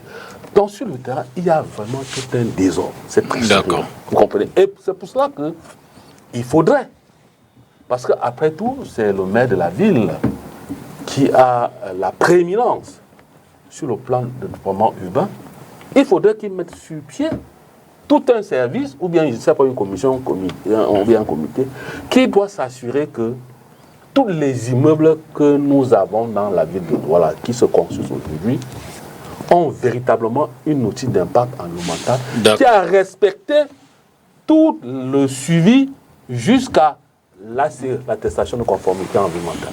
Nous allons prendre peut-être cette contribution du maire Jackie Kemle, vous le savez, c'est le maire de Tchang, qui nous suit en ce moment. Au document, vous avez cité l'ajout de certificat de salubrité. Il rappelle également que la formule 1% n'est plus opérationnelle. Une délibération de conseil résout le problème des tricheurs.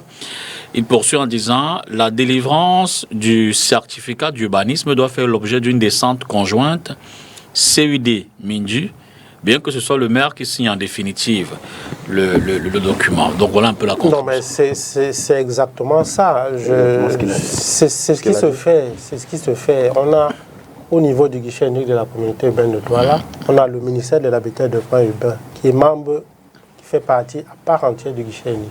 D'accord. Et donc les descentes sur le terrain sont faites de manière concertée avec le MINDU dans le cadre de la délivrance de ces certificats d'urbanisme. Pour ce qui est du certificat de salubrité, ce qu'il est important de noter, c'est que tout cela a été mis ensemble dans le certificat d'urbanisme et le législateur, dans les dispositions du décret 2016-3058 BAPM du 28 juillet 2016, qui fixe les règles d'utilisation du sol et de la construction, a défini les pièces qui rentrent dans la composition d'un dossier de demande de permis de construire.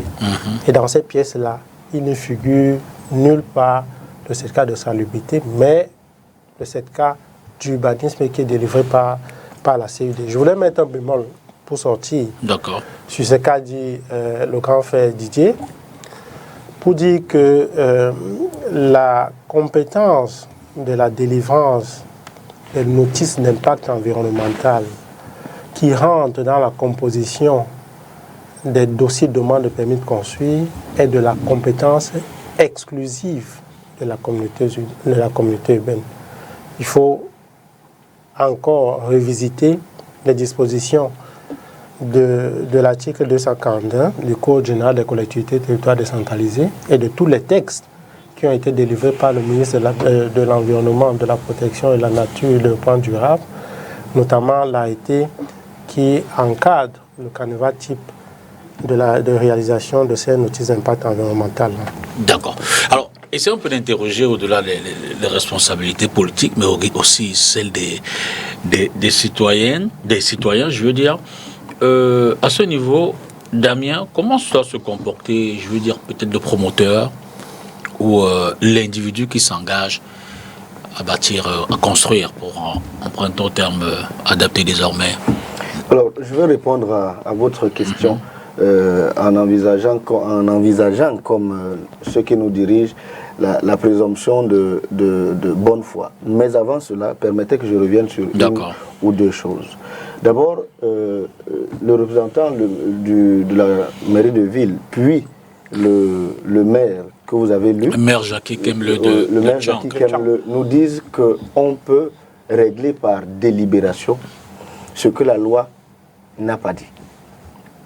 Je rappelle comment vous êtes conseiller municipal à la mairie. Et c'est en ma qualité de conseiller municipal que je rappelle, et d'ailleurs cette disposition-là nous a toujours posé des problèmes, que l'article 39 de la loi numéro 2019/024 du 24 décembre 2019 portant Code général des collectivités territoriales décentralisées dit que les actes des exécutifs des collectivités territoriales décentralisées doivent être conformes à la loi.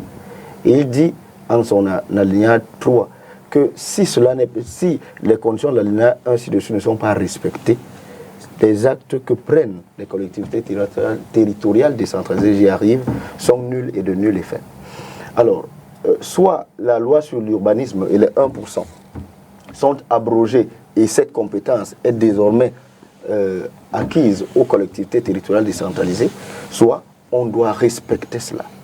Ça, c'est une première chose.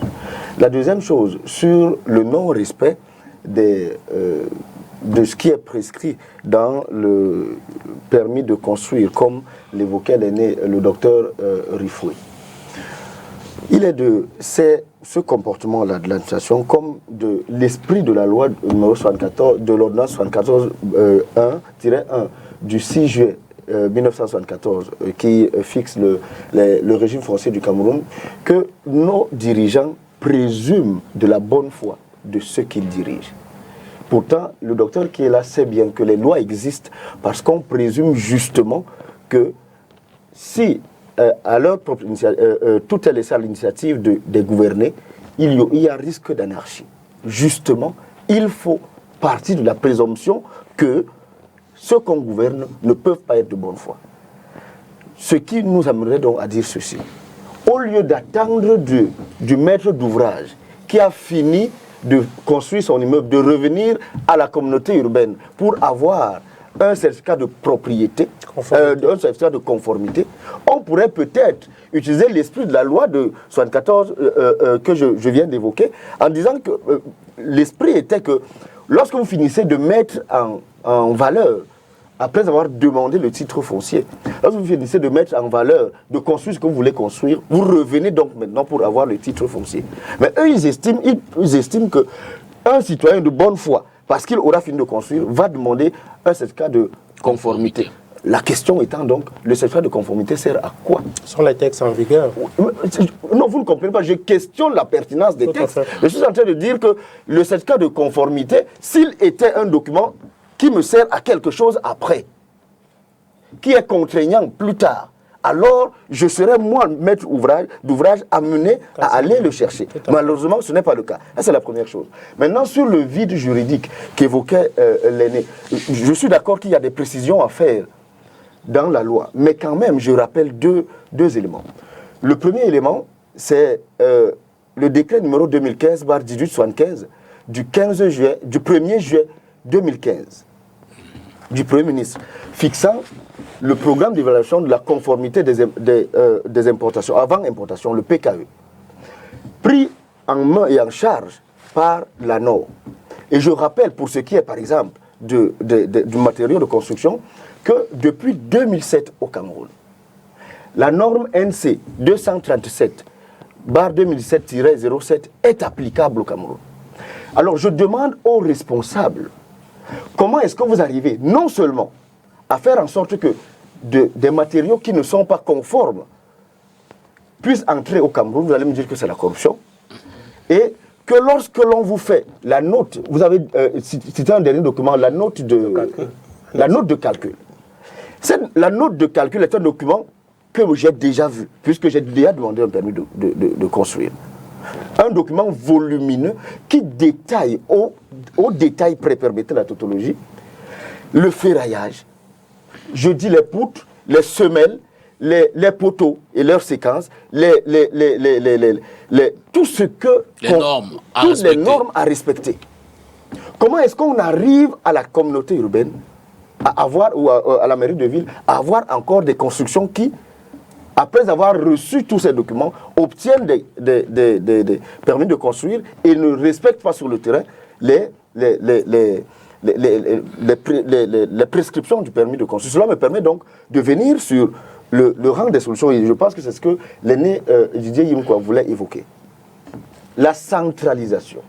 Soit nous sommes dans un régime de décentralisation, soit nous sommes dans un régime de centralisation, il va falloir nous dire. Monsieur Dipita Tongo, envisageons l'éventualité que les pouvoirs de constatation de la vétusté des immeubles dans des quartiers soient étendus, ces pouvoirs, disais-je, aux conseillers municipaux, aux chefs de bloc et aux chefs de quartier. Je dis les pouvoirs de constatation. Il n'est pas dit de démolition. Ces trois catégories de personnes, conseillers municipaux, conseillers, chefs de quartier et chefs de bloc, pourraient donc remonter des informations aux services techniques spécialisés de la communauté urbaine, de la mairie de ville, qui, eux, décideraient, après des visites inopinées, du sort à réserver à ces immeubles dont la vétusté a été rapportée par ces agents-là. Au lieu de quoi, on continue encore aujourd'hui à avoir une police urbaine qui est logée à Bounandio et qui doit aller contrôler des immeubles à PK17, en Gondjo, etc. Cela ne peut plus marcher. Il faut définitivement envisager l'éventualité de se départir de ce genre de petits pouvoirs pour les amener au plus près de ceux qui peuvent faire ces contrôles. Je reviens à vous une minute, Patrick. Je voudrais savoir, Bertrand, entre la délivrance du permis de construire et plus tard la délivrance du certificat de conformité, est-ce que vos services interviennent souvent sur le terrain néanmoins pour voir si dans l'évolution des travaux, le cahier de charges est respecté, éventuellement recadrer ou suspendre, annuler, détruire? C'est en ça que consiste le contrôle pendant. D'accord. C'est à ça que consiste justement le contrôle pendant.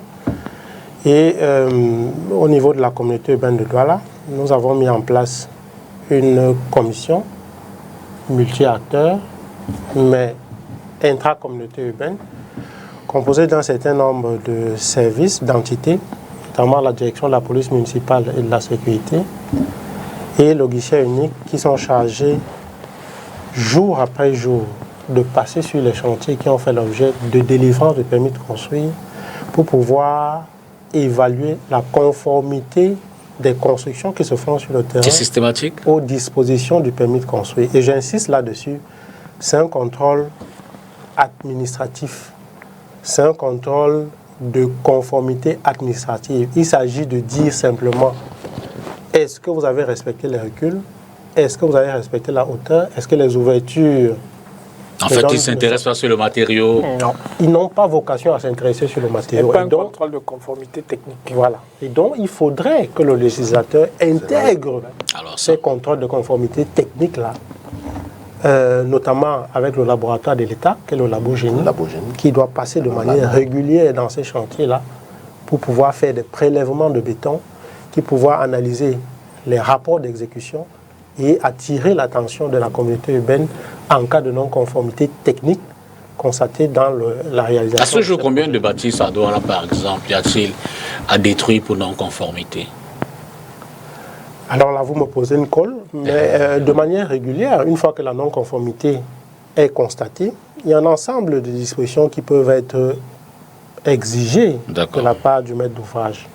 Si c'est des balcons qui ont été mis en mitoyenneté, on vous oblige à les supprimer. Si c'est des ouvertures du type fenêtre, on vous oblige à les fermer ou à les rendre en imposte pour ne pas avoir des vues plongeantes sur les propriétés voisines. Donc, on ne devrait normalement pas arriver à des cas de non-conformité extrême qui obligeraient la communauté urbaine de Douala à détruire ces constructions parce que les constructions sont appelées à être suivies day by day. D'accord. Juste en 30 secondes, s'il vous plaît. Juste en 30 secondes. Je vous l'accorde. Je suis curieux de comprendre comment, à la mairie de ville, on a des techniciens qui peuvent évaluer de la conformité des documents qui leur sont présentés. C'est-à-dire que lorsque vous voulez construire, l'aîné l'a dit tout à l'heure, si un bâtiment peut, en fonction de sa hauteur, ne peut supporter que des fers de 14 ou de 16 et qu'on mette des fers de 10, il existe à la communauté, à la mairie de ville, des techniciens qui vont vous dire que ici, ce n'est pas possible. Et donc, rejeter le dossier, renvoyer le dossier pour correction. Ça existe.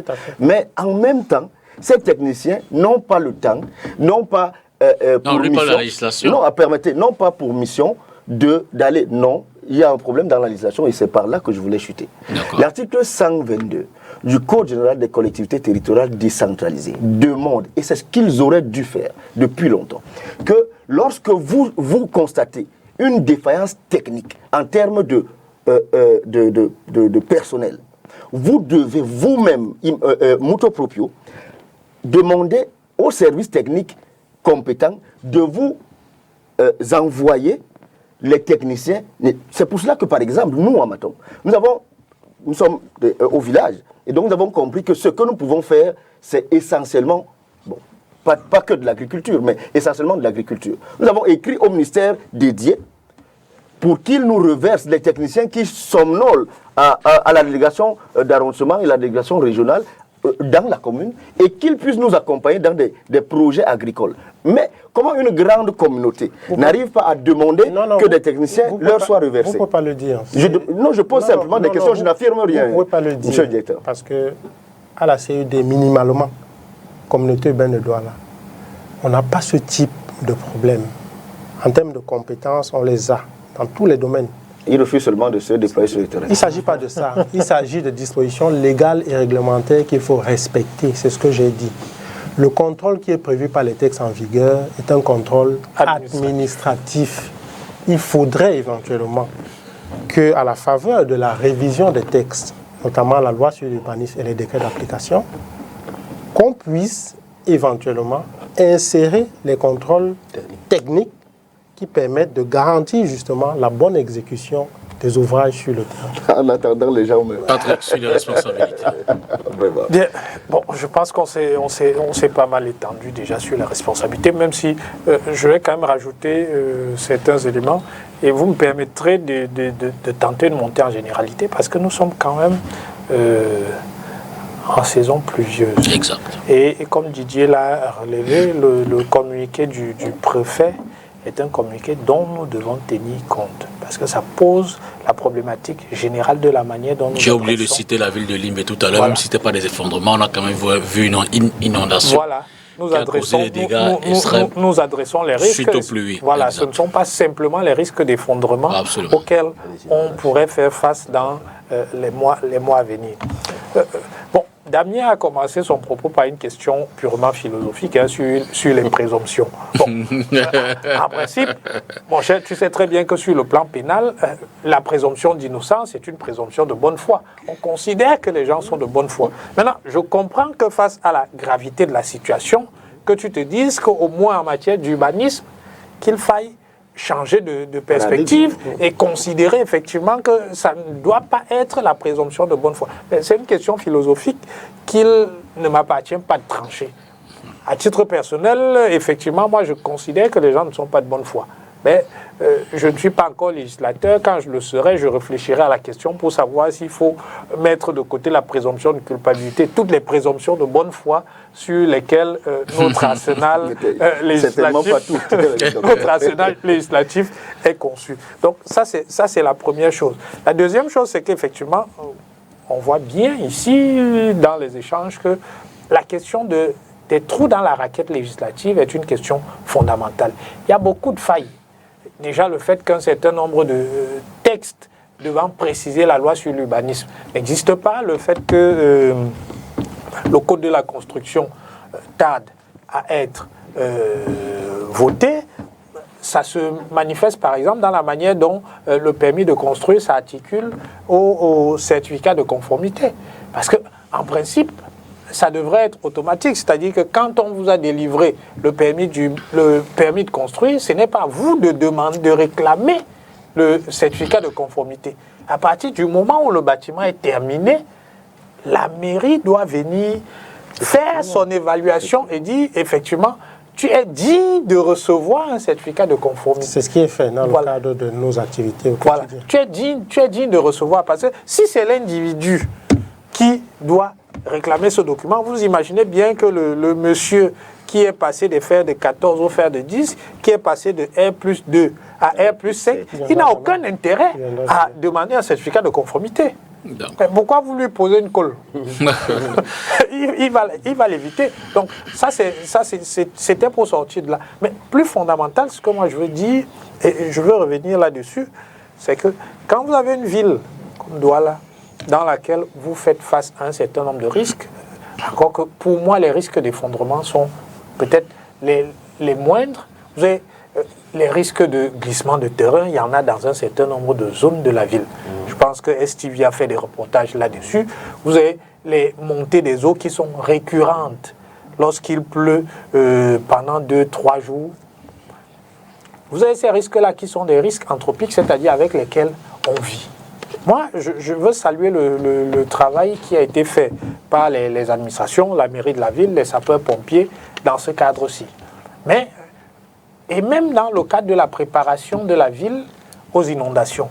On a vu le maire de la ville se déployer à travers une campagne. On a vu qu'ils sont en train de curer les caniveaux pour faire en sorte que les eaux circulent et qu'ils sont en train d'adresser les points critiques sur les chaussées pour faire en sorte que la circulation reste fluide. Mais de mon point de vue, ça ne suffit pas parce que là, on est vraiment dans la prévention et dans la préparation. Mais dans la manière dont on prévient et on prépare les populations à vivre ces situations-là, il faut les préparer à vivre dans les situations. C'est-à-dire que, est-ce que les habitants de Makepe Misoke, on a parlé tout à l'heure de cet individu qui allait essayer, alors qu'il avait les pieds dans l'eau, de débrancher un câble sur son téléviseur. Mais quand vous devez préparer les populations à ces situations-là, vous devez leur dire précisément que dans cette situation, à partir du moment où les eaux commencent à monter, voilà comment vous devez vous comporter. vous devez éviter précisément tel type de geste. Vous devez vous comporter de la sorte. Vous avez tel numéro qu'il faut appeler si vous êtes bloqué chez vous. Vous ne devez pas paniquer, ainsi de suite, parce que ça doit être des comportements réflexes, de sorte que les gens ne réfléchissent pas par eux-mêmes quand ils se retrouvent dans ces situations, parce que si vous réfléchissez par vous-même, ça peut être un comportement panique que vous allez avoir. Et donc, vous pouvez peut-être mettre votre vie en danger ou celle d'autres personnes. Donc, il faut que la mairie de la ville qui a commencé ce travail de sensibilisation-là pense également à préparer les populations à avoir les bons gestes lorsqu'on se retrouve en situation. Et même lorsque, par exemple, les eaux, ou alors il y a eu un éboulement, un glissement de terrain qui s'est effectué, quand le glissement de terrain ou quand les eaux sont parties, comment est-ce que je me comporte? Est-ce que je me précipite pour brancher mon téléviseur pour vérifier qu'il fonctionne toujours? Qu'est-ce que je dois faire? Donc, ça, ce sont des choses qui doivent être faites pour améliorer la réponse que nous apportons à ces situations-là. Et, par exemple, dans le cadre de cet immeuble qui s'est effondré, il eût été indiqué qu'on ait un petit point auquel tout le monde peut se référer pour avoir un certain nombre d'informations. Parce que vous avez des familles qui sont dans l'expectative, mais qui, en définitive, ne savent pas vers qui s'adresser. C'est bien, c'est toujours bien d'avoir un petit PC de crise pour gérer ça, parce que les gens, même simplement psychologiquement, les gens sont très affectés. Mais il faut les accompagner. Est-ce que vous avez un ou deux psychologues qui sont là pour prendre en charge les familles qui sont en détresse? Est-ce que vous avez un bureau d'information pour dire aux gens, OK, les personnes qui sont blessées, elles sont dans tel et tel hôpital, donc si vous cherchez vos proches, voilà où est-ce que vous devez vous rendre. Je rappelle qu'en ce moment, il y a encore des familles. Le gouverneur de la région du littoral a communiqué dessus. Il y a toute une structure qui a été mise sur pied justement pour pouvoir accompagner les victimes. Ce sont des choses qui doivent être faites parce que de toutes les façons, on aura beau améliorer le dispositif, les sociétés humaines sont organisées de sorte que si vous ne faites pas face aux risques naturels, vous ferez face à des risques industriels. Et comme on dit en Sindinique, la discipline de Didier, le risque zéro n'existe pas. Ça, c'est sûr. De toutes les façons, quelles que soient les dispositions que vous prendrez, il faut se préparer à une situation catastrophique et pouvoir y faire face. Donc, des situations comme celle-ci doivent également nous permettre de faire des retours d'expérience pour améliorer les dispositifs que nous avons mis sur pied et faire en sorte qu'ils soient plus résilients lorsque nous aurons à faire face aux prochaines catastrophes. Avant de dire je poursuis ces messages, il est important de signaler que la maîtrise d'œuvre entraîne un transfert de responsabilité du maître d'œuvre vers elle. Ça, c'est important. Un plan de prévention des catastrophes s'impose. Les inondations en font partie. C'est toujours le maire Jackie Kemble qui poursuit ses contributions. La mise en œuvre est suivie au jour le jour par les services techniques et éventuellement par la maîtrise d'œuvre dans les hypothèses où sa présence s'impose. Alors Didier, oui. Face à ce qui apparaît très souvent à l'œil nu, sans forcément être des techniciens, des constructions qui ne respectent pas les normes, quelle est l'attitude que l'administration doit avoir? Vous savez, on le relevait tout à l'heure. Oui, j'avoue la question, bien sûr. On le relevait tout à l'heure. Je continue, je voulais argumenter en plus. J'ai demandé tout à l'heure si on peut avoir une idée du nombre de constructions contraintes d'être détruites. Bon, on parle de 500. On parle de 500 immeubles dans la ville de Douala. Oui, justement, c'est parce que les chiffres vont un peu dans tous les sens que j'ai demandé. On parle de 500, entre 300 et 500. Et je vais dire ceci. C'est une information que j'ai eue, que tout le monde a eu du maire de la ville. Le taux d'occupation anarchique dans la ville de Douala est de 81%. Et lorsqu'on dit occupation anarchique, on a l'impression que cela concerne seulement les quartiers mal structurés, comme Oyar, Misoké. Mais non, il y a même dans les quartiers bien structurés, les quartiers où les gens ont construit sur des draps. Pendant ces derniers jours... C'est ce qui est arrivé à Bonapriso avec le directeur général. Les gens ont construit sur des draps. Mais, sauf que moi, je ne sais pas si il sera facile pour le maire de démolir ce type d'immeubles à cause des trafics d'influence. Il faudrait qu'il fasse comme l'ancien maire de la ville de Douala, qui commence à marcher avec son cercueil. C'est pour ça que nous qui sommes la société civile maintenant, là, nous devons être des aiguillons de la société, dénoncer, pour donner la force au maire de passer à l'acte. Parce que M. Dipita, moi je l'ai toujours dit, s'il faut choisir entre un déguerpi et un mort, je choisirais un déguerpi. Tout le monde aura ce réflexe. Lorsque j'ai eu le communiqué, je ne coupe pas Didier. Vous dites aujourd'hui tout le monde aura ce réflexe. Mais ça, c'est parce que nous sommes dans une situation qui nous a tous affectés. Docteur, tu me connais assez bien. Moi, je suis Didier, ce n'est pas pour toi que je dis ça. Je fais une réflexion globale. Oui. C'est-à-dire, nous sommes affectés en ce moment et les gens sont sensibles à ce discours. Mais je suis certain, à peu près certain, c'est pour ça que je dis que je comprends Damien quand il parle de présomption de mauvaise foi. Je vais te donner un exemple. Je considère que dans 2 ou 3 semaines, lorsque les mois seront passés, mais les gens vont revenir à l'ordinaire, c'est-à-dire la tentation de tricher, de passer entre les mailles du filet. Docteur Rifoué, nous qui avions le privilège de parler en public, on ne doit pas baisser le temps. À l'heure où nous sommes ici, il y a un immeuble suspendu à lundi vers la paroisse catholique. Suspendu. L'immeuble est là. À l'heure où nous sommes ici, il faut faire un tour à Oya, où des niveaux de vulnérabilité face aux aléas climatiques est très très élevé. Vous avez des gens qui ont construit sur des talus. Vous avez des gens qui ont construit sur des flancs de collines. Vous avez des gens qui ont construit dans des bas-fonds, qui utilisent comme matériaux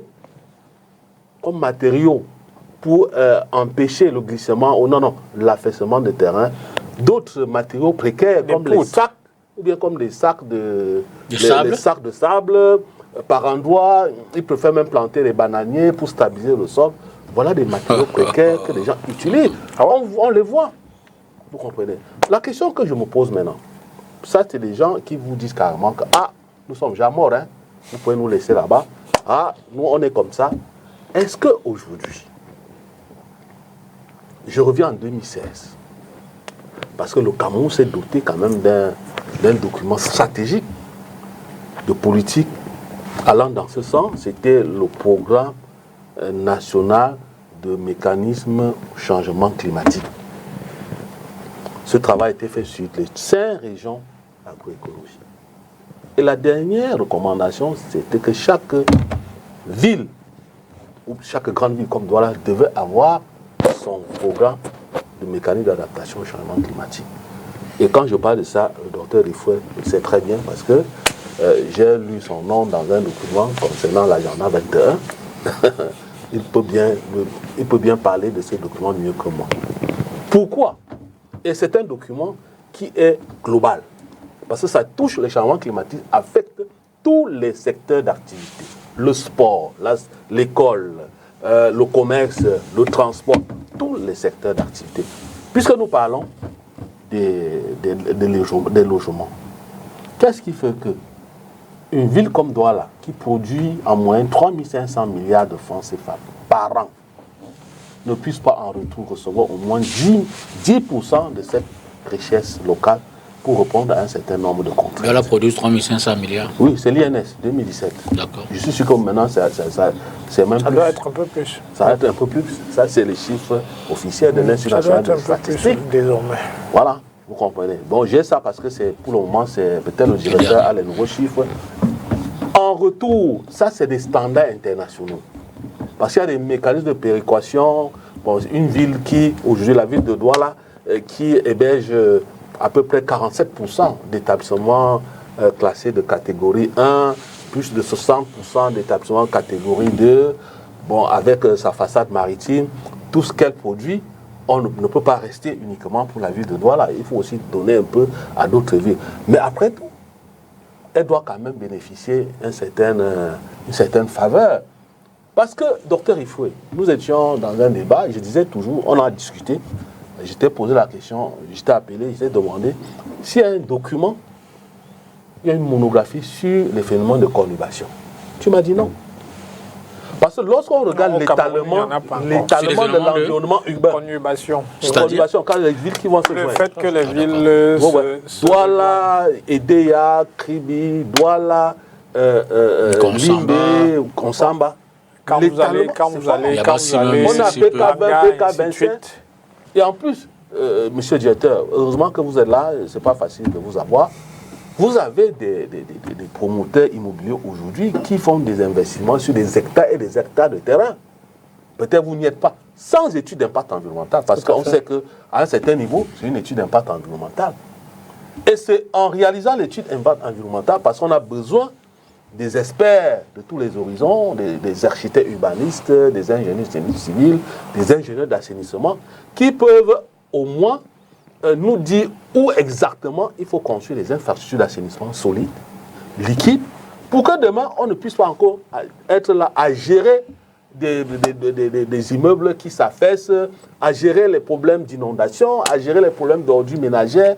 C'est très grave. Monsieur Dipita, oui, juste en quelques secondes, parce que le débat que nous avons ici ce soir est un débat important parce qu'il devrait amener les uns et les autres à comprendre les responsabilités qu'ils ont, nous tous, les responsabilités que nous avons lors de la survenance d'une telle catastrophe et la façon dont nous devons nous comporter pour éviter que cela en arrive. Alors, moi je pense, parce que on évoque l'incivisme à ma droite, on évoque en face, moi je pense que l'incivisme dans cette situation, il est pour tout au plus 20 à 30%. Je pense vraiment que le problème dans cette situation... Ou enlever 70% de la part de l'administration. 70% de la part de la malgouvernance. D'accord. Écoutez, je vous lis un extrait de ce que le premier citoyen de notre République vient d'envoyer au premier citoyen de notre région. Le premier citoyen de notre République vient d'envoyer au premier citoyen de notre région. Okay. Président de la République au gouverneur de la région. Oui. Du littoral. Président de la République du Cameroun au gouverneur de la région du littoral. J'ai appris la triste nouvelle du décès de plusieurs personnes et du nombre élevé de blessés suite à l'effondrement d'un immeuble survenu dans l'arrondissement Ititira. Je vous demande de transmettre mes sincères condoléances à mes familles, comme d'habitude. J'ai donné des instructions fermes aux autorités compétentes pour assurer avec diligence l'encadrement des familles meurtries, l'assistance aux blessés et pour ouvrir une enquête afin d'élucider les causes de ce drame. Mais ce qui m'importe, c'est ce qu'il dit. Et si vous ne disiez pas entre les lignes, vous ne comprendrez pas que lui-même indexe la responsabilité de son administration. L'avant-dernier paragraphe. En outre, j'ai exigé que des mesures préventives et des garanties de sécurité plus contraignantes soient combinées à la plus grande vigilance des responsables en charge des questions foncières et de construction. C'est-à-dire que lui-même, Paul, accepte que ce sont ces administrateurs-là. Il faut accentuer les mesures. Qui sont à plus de 70% à l'origine de cela. Moi, j'aborde donc. Bon, vous lisez entre les lignes. C'est toi qui fais cette évaluation. Okay, encore heureux que vous ne portiez pas mes lunettes. Bien, pour soutenir donc mon évaluation, je vais vous poser une question, M. Dipita. Vous n'êtes pas obligé de répondre. D'accord. Est-ce que vous avez déjà fait, je ne sais pas si vous avez une société de prestation de services, est-ce que vous avez déjà fait un marché public de construction d'un... non, jamais. Hélas. Jamais de marché public. Il parlait de la rencontre entre le permis de construire et le certificat de conformité.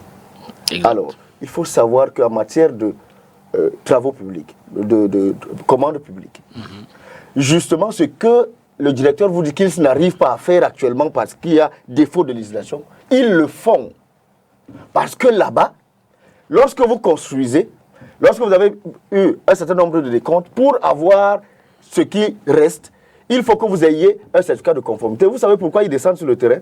Non. Parce que justement, là-bas sur le terrain, lorsqu'ils y arrivent, ils ont leur petit bac chiche, et puis ils rentrent, ils font les certificats de conformité. Je vous dis qu'aujourd'hui, si vous construisez une école, dans le dossier qui constitue votre demande de paiement, votre dossier de paiement, il faut un certificat de conformité. Et ce certificat de conformité vous est délivré par ces autorités qui descendent sur le terrain pour le faire. Mais comme dans la situation du privé, il n'y a rien à gagner, ils vous disent qu'il y a défaut de législation. Alors moi, je pose une dernière question. Bon, cette fois-ci, le directeur peut répondre. Que veut dire un permis, un défaut de permis de bâtir, de construire? D'accord. Que veut dire un défaut de permis de construire? J'ajoute la mienne, monsieur le Cordon. Est-ce que, oui ou non, il n'y a pas un défaut de législation?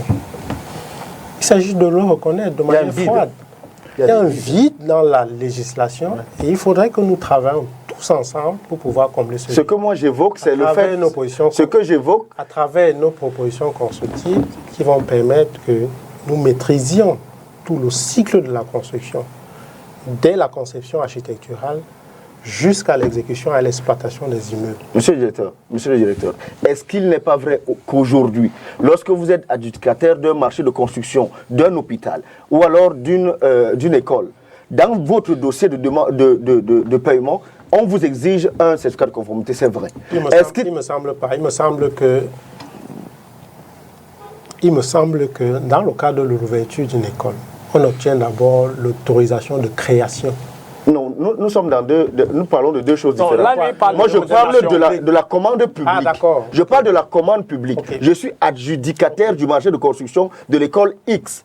Pour qu'on me fait un premier décompte, un deuxième décompte, pour que je puisse toucher le reste de mon argent dans le dossier constitutif de mon dossier de paiement, de demande de paiement, il y a la pièce qu'on appelle le certificat de conformité. Et c'est vous qui la délivrez. Et vous la délivrez en allant sur le terrain. Sauf que cette fois-là, vous pouvez le faire parce que vous savez que moi j'attends mon argent et que je vais vous donner quelque chose. Lorsqu'il s'agit d'un privé, je ne parle pas de vous particulièrement. Hein, je ne parle pas de vous particulièrement. Mais lorsqu'il s'agit d'un privé, vous n'avez pas le temps parce qu'il y a un vide juridique. Mais je voulais savoir ce qu'on appelle un défaut de permis de construire. Vous ne pouvez pas l'affirmer. Parce que c'est quelque chose de curieux dans leur administration. Vous ne pouvez pas l'affirmer de manière aussi péremptoire. Ce n'est pas vrai du tout. Ce n'est pas vrai. Je parle spécifiquement de ce qui est de la communauté urbaine de Douala, que je maîtrise plus que toutes les autres administrations. Après, vous avez certainement eu des expériences négatives et il n'est pas question de pouvoir généraliser et de tendre ces expériences négatives à la communauté. On essaye quand même, sous l'impulsion de M. le Père, de faire un travail plus ou moins de qualité que les populations apprécient à sa juste valeur. Et nous essayons, en tant que faire se peut, de pouvoir respecter de manière scrupuleuse la législation en vigueur. Vous me posez la question de savoir qu'est-ce que le défaut de permis de construire. Ça n'existe pas. C'est une expression que j'ai souvent entendue. Je sais, parce que je travaille dans ce domaine-là, que soit on vous fait payer un droit sur le permis de construire parce que vous avez satisfait à toutes les conditions nécessaires à l'obtention d'un permis de construire, soit alors vous êtes en marge de la réglementation, on vous fait payer une amende, mais le paiement de cette amende-là ne vous dispense pas du paiement du principal et du dépôt d'un dossier en bonne et due forme, de la régularisation de la situation administrative de votre construction. Les dispositions pertinentes de la loi 2009-015 du 15 décembre 2009-019 du 15 décembre 2019 portant fiscalité locale au Cameroun prescrivent de manière claire quel est le taux d'amende qu'il faut appliquer à un citoyen qui n'a pas obtenu préalablement au début de travaux en termes d'amende. Donc, pour me résumer, défaut de permis de construire, c'est un terme générique qui ne veut rien dire de manière technique. Il s'agit de faire payer une amende quand une construction a été engagée sans ces préalables et imposer, exiger du maître d'ouvrage de pouvoir régulariser la situation administrative de sa construction en payant cette fois-là les droits sur le permis de construire si jamais sa construction qu'il aura engagée sans ce permis de construire respecte les dispositions en matière d'urbanisme applicables dans la zone. Alors, je voudrais savoir, dans quel cas vos services et quelle serait la procédure par laquelle vos services arrivent-ils à détruire un bâtiment qui ne respecte pas les normes?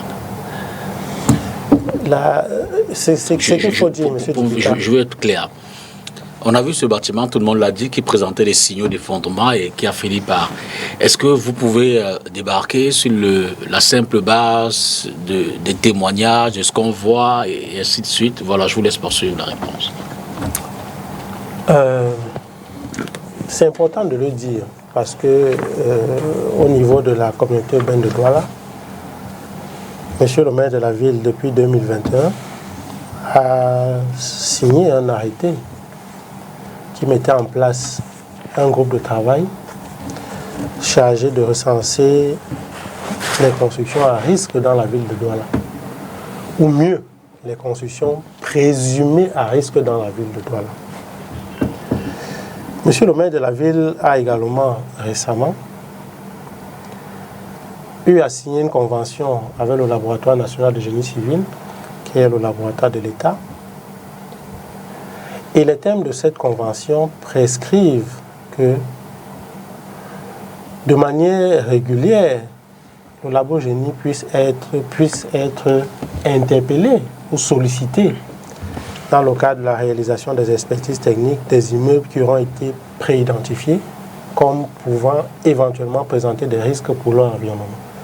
Donc ces deux éléments font que, une fois que la construction a été identifiée, le laboratoire national de génie civil est saisi pour descendre sur le terrain, réaliser l'expertise technique de l'immeuble aux frais du maître d'ouvrage.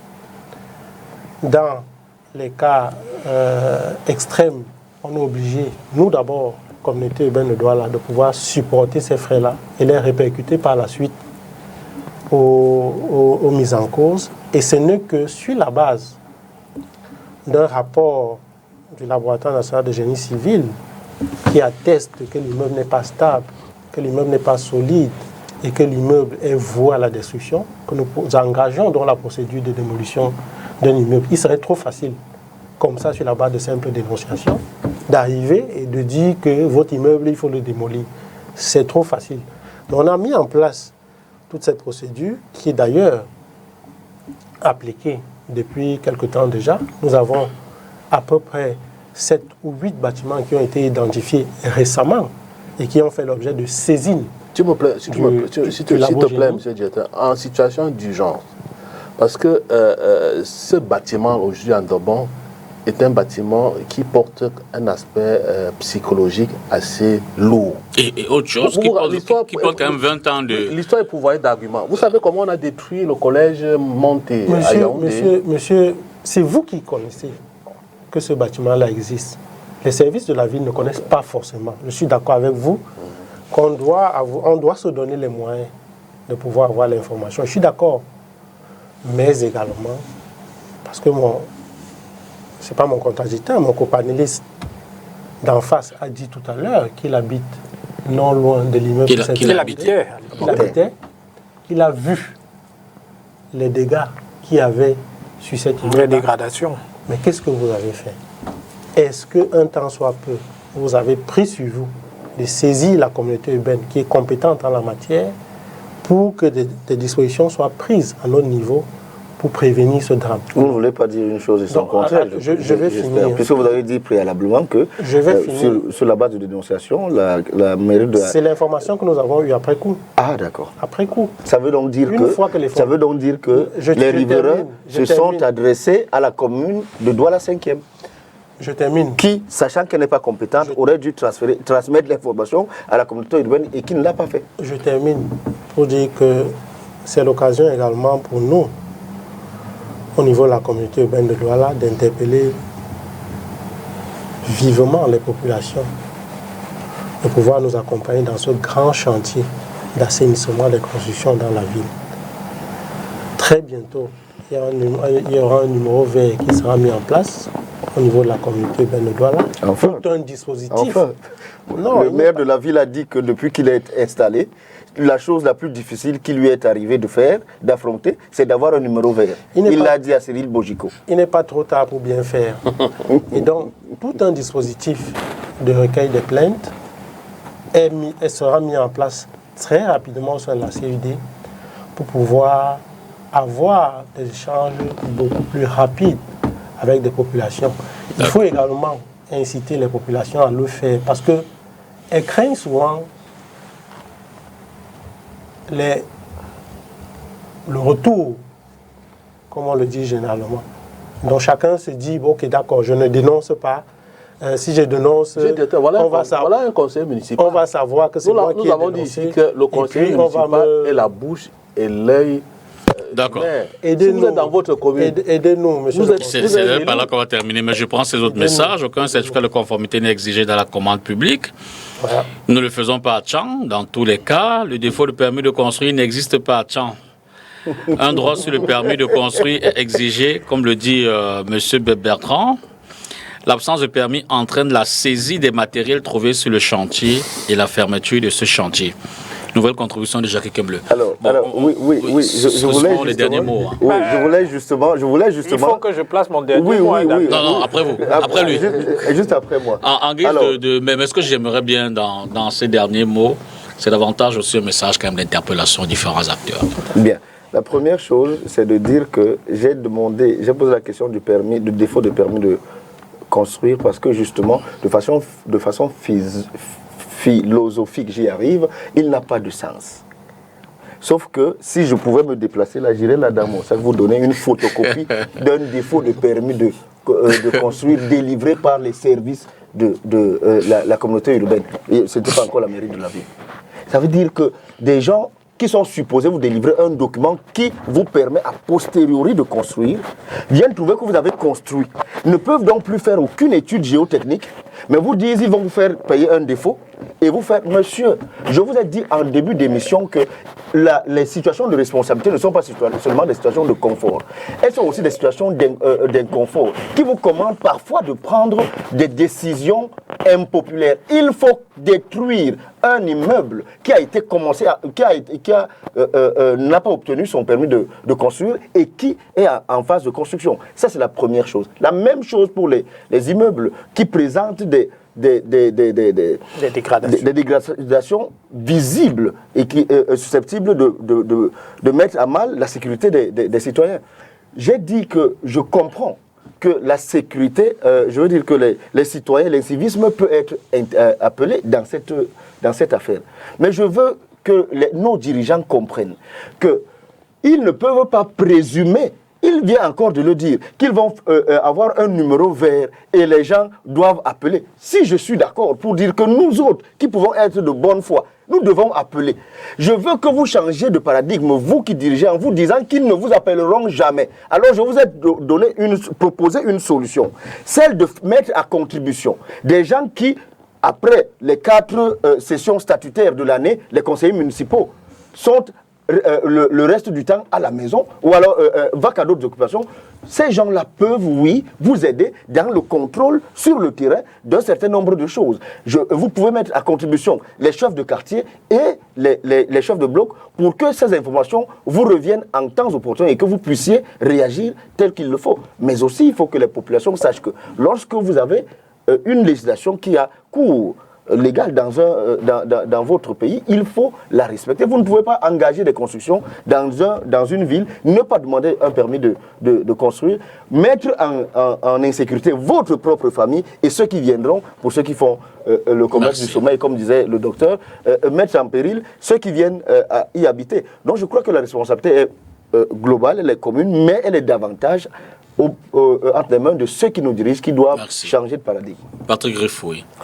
Non, mais je pense, et faisant suite au courrier du président de la République au gouverneur de la région, le ministre de la Communication a fait un communiqué dans lequel il a indiqué que le gouvernement a recommandé, notamment aux collectivités territoriales, 3 mesures qui sont des mesures d'urgence.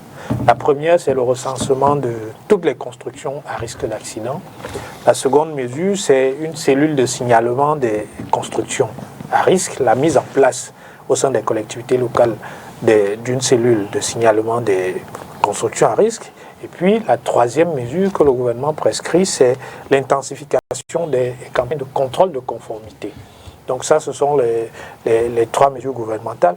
À ces mesures-là, je vais rajouter probablement deux choses. J'ai indiqué tout à l'heure que nous avons une très faible culture du risque.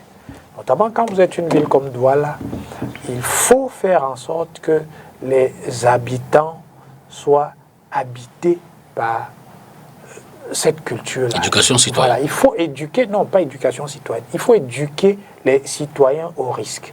Donc il faut faire en sorte que même dans les programmes scolaires, c'est-à-dire à l'école primaire, au collège, que les gens soient préparés au risque et aient les bons réflexes pour agir lorsqu'il y a un glissement de terrain, lorsqu'il y a les eaux qui montent, lorsqu'il y a un effondrement d'immeuble, et ainsi de suite. Que les gens aient les bons réflexes. Troisième chose, il faut faire en sorte que les trous dans la raquette législative, on l'a indiqué ici, que ces trous-là soient comblés.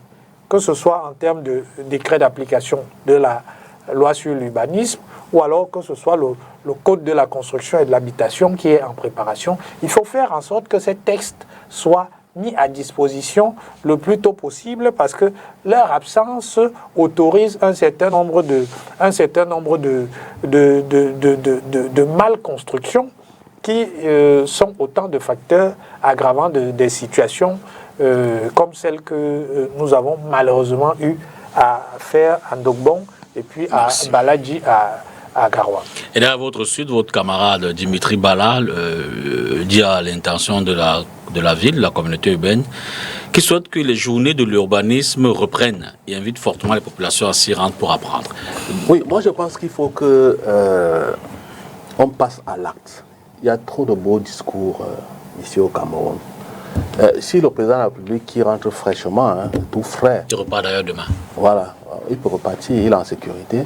S'il pouvait dire que, bon voilà, j'instruis Madame le ministre de l'Urbanisme de construire 100 000 logements dans la ville de Douala, je serais content.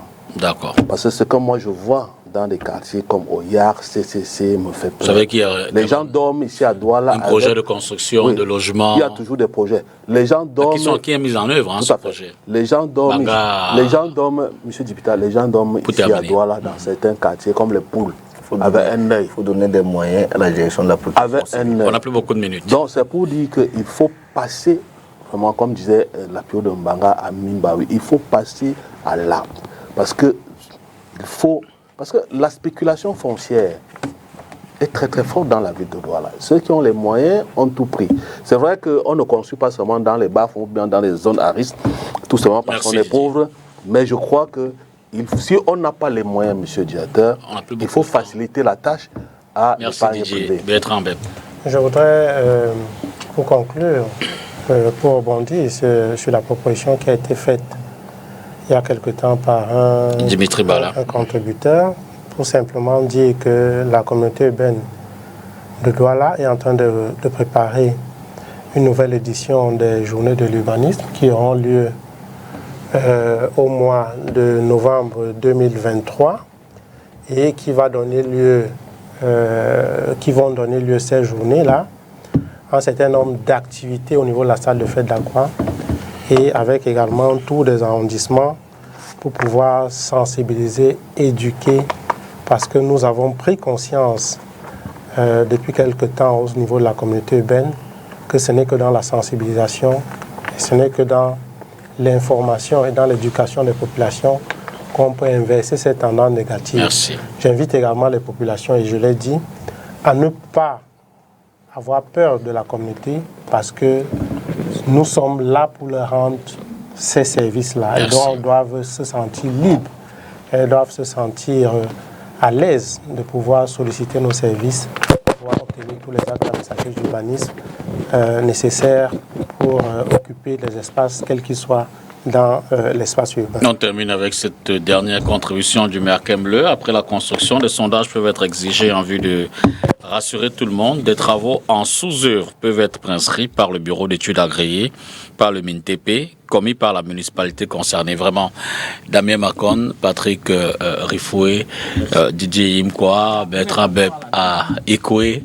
Je vous dis sincèrement à tous merci. Je remercie sincèrement également le maire Jacques Kemble qui a quand même apporté du sien à cette émission qui davantage était notre part dans l'éducation citoyenne en vue évidemment de contribuer pour que cesse ce genre de phénomène, ces constructions anarchiques. Il n'y a pas que les constructions, chez des ordres urbains, bref, la liste elle est loin d'être exhaustive. On veut apporter d'une autre. Bonsoir et à mardi prochain. On écrase également un larme aux côtés des familles endeuillées.